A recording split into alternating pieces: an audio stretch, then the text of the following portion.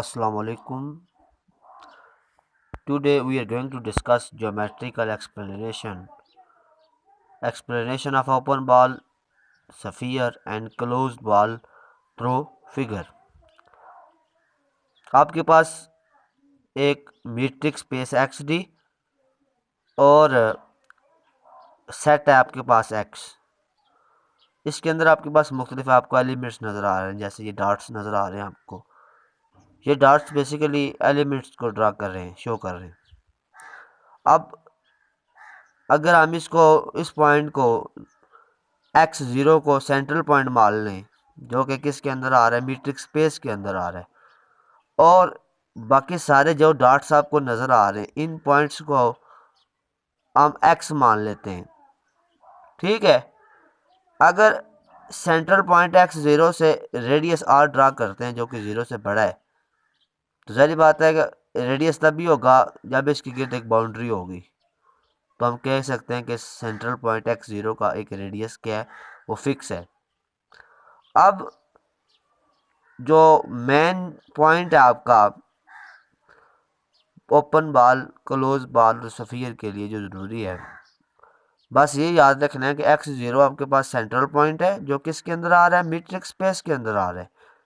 ये जो आपको डॉट्स नज़र आ रहे हैं, जो आपको पॉइंट्स नज़र आ रहे हैं, ये x के अंदर आ रहे हैं, सेट के अंदर आ रहे हैं। ठीक है। तो आथर आपको कहता है कि अगर डिस्टेंस ऑफ दिस पॉइंट,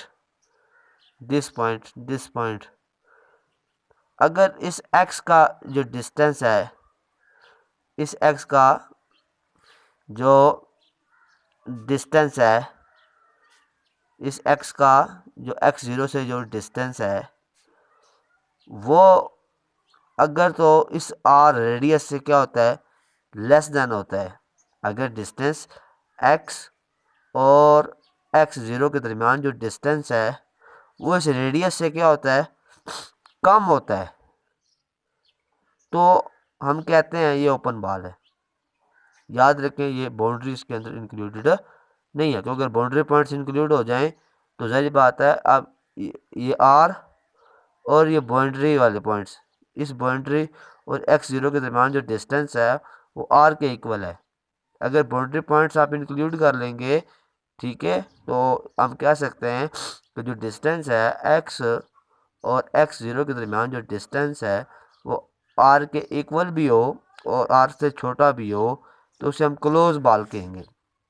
और इसी तरह सफ़ियर के लिए याद रख लेना है कि सफ़ियर के लिए आपने ये याद रखना है जो डिस्टेंस है x और x0 के दरमियान, वो अगर r के इक्वल होता है, अगर x और x0 के दरमियान जो डिस्टेंस है, इनकी पूरी बाउंड्री इंक्लूडेड होती है, ना लेस पॉइंट होता है ना ग्रेटर पॉइंट होता है।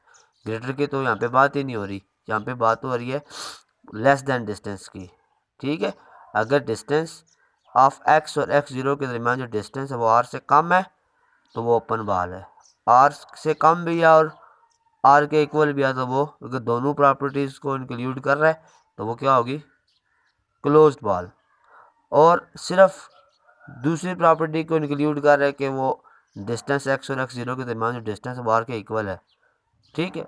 और इसको जो अंदर वाले पॉइंट्स उनको इंक्लूड नहीं कर रहा, सिर्फ बाउंड्री पॉइंट्स को इंक्लूड कर रहा है। तो हम ऐसे सेट को क्या नाम देंगे, सफ़ियर का नाम देंगे हम इसको। तो एक शॉर्टकट कॉल देते हैं हम आपको।